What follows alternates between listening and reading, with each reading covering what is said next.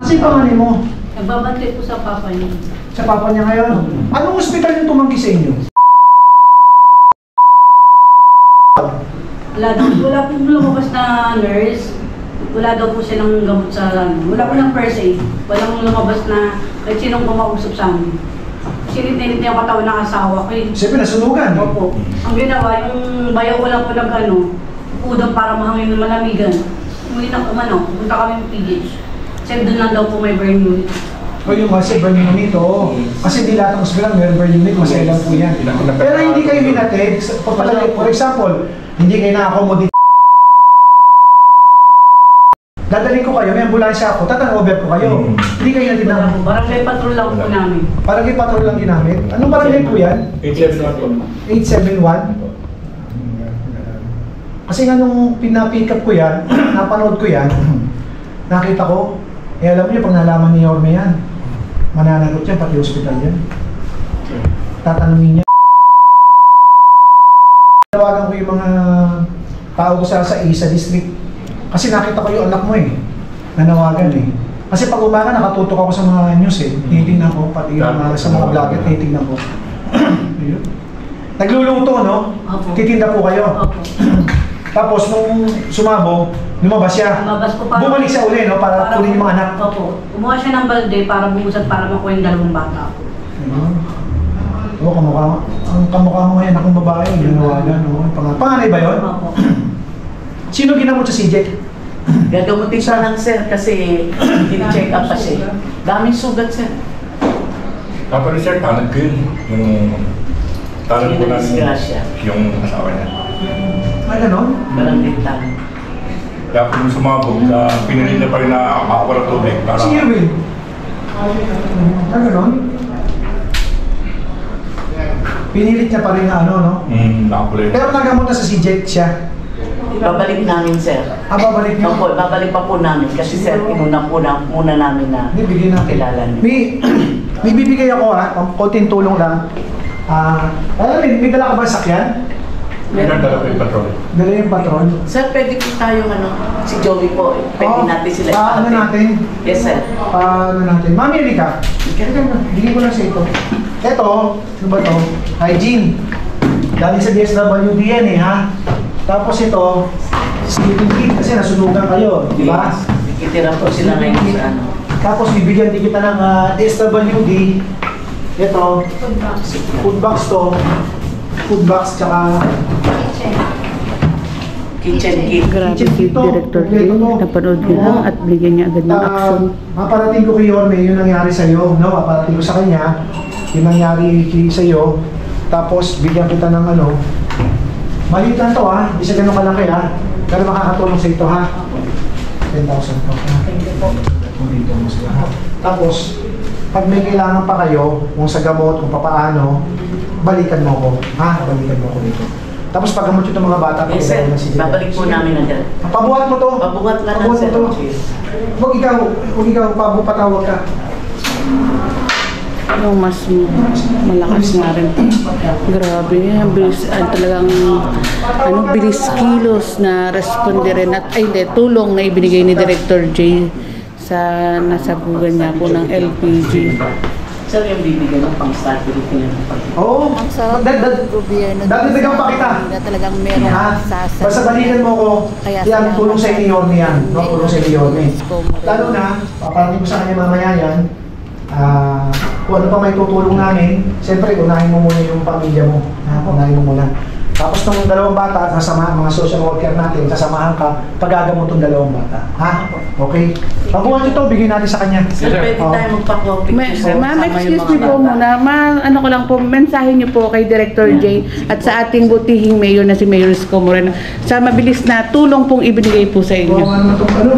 Mayor Yorme Isko Moreno, maraming salamat po sa tulong na binigay yung financial sa pamilya ko po. Malaking tulong po sa amin itong panimula po. Kay Sir J po, maraming salamat po. Thank you. Salamat ma'am. Ano po pangalan niyo ma'am? Ma'am Emma Benito po. Taga Pandakan. Pandakan po. Barangay 871 po. Salamat po. Tsaka si Ito binalikan? Yes sir. Tsaka yung panganay? Opo.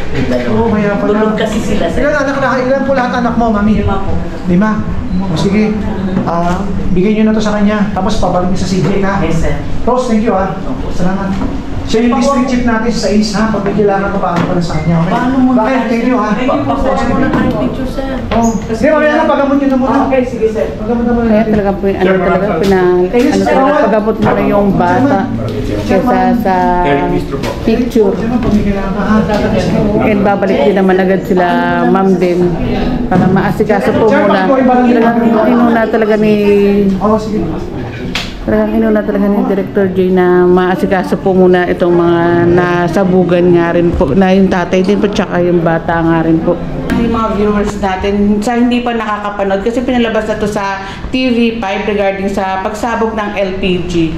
Alam nyo, ano po to kagabi, ay kahapon, no? Sa Pandakan. Siyempre, medyo busy kami dun sa mga nasunugan sa Aroma. Nandun lahat kami nakadivert. Kaya nung makita ko to kaninang umaga, dun sa news, tsaka sa social media, immediately, pinasundo ko yung pamilya at pinahanap ko sa mga tao ko dito sa District 6, Pandakan.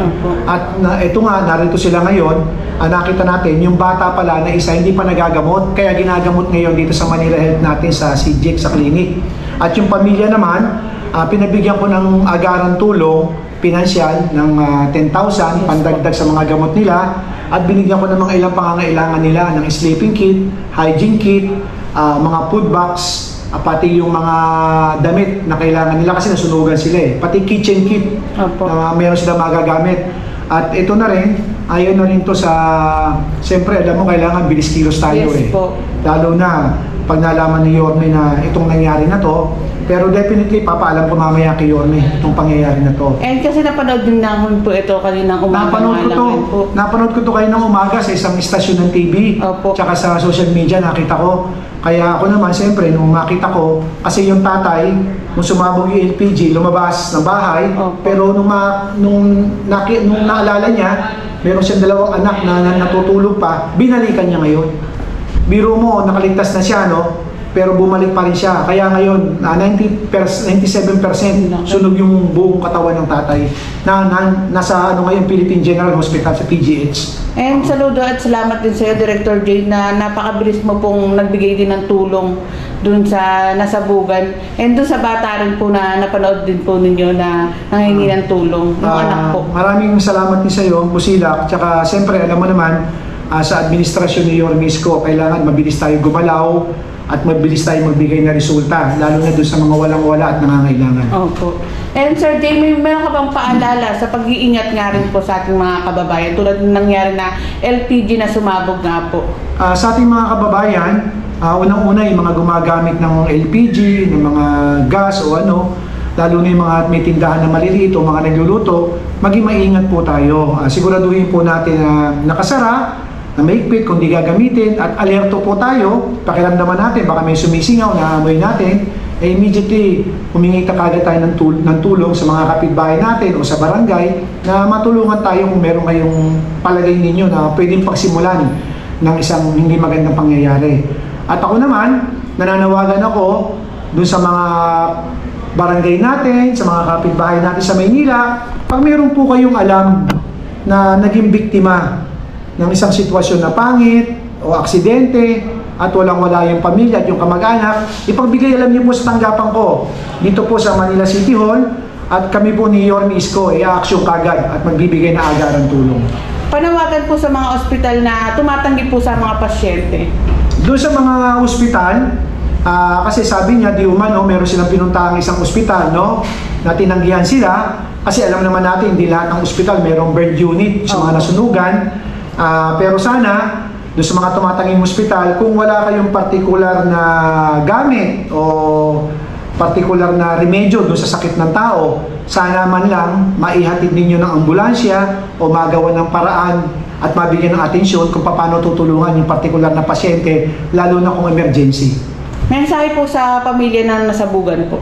Doon sa pamilya na nasabugan, nakikisimpatya kami sa iyo at alam namin yung nangyari. Makakaasa ka na itong tulong na ibinigay namin sa iyo ng pamahalaang lungsod ng Maynila, na tulong na binigay ni Yorme, ay hindi lang ito. Patuloy kami tutulong pa at aalamin namin yung kondisyon mo hanggang sa gumaling ka. Lastly po, mensahe sa ating butihing mayor po. Nagpapasalamat ako sa ating Yorme kasi ang ating Yorme nakakahawa eh. Opo nga. Nakakahawa sa Hawang-hawa sipag. ka nga, Sir Jay. Nakakahawa sa sipag, Bilis sa kilos. husay, sa bilis kilos, at sa aksyon agad. Ayun, maraming Salamat. salamat po, Director J. De La Fuente ng MDSW. Saludo din po kami sa inyo.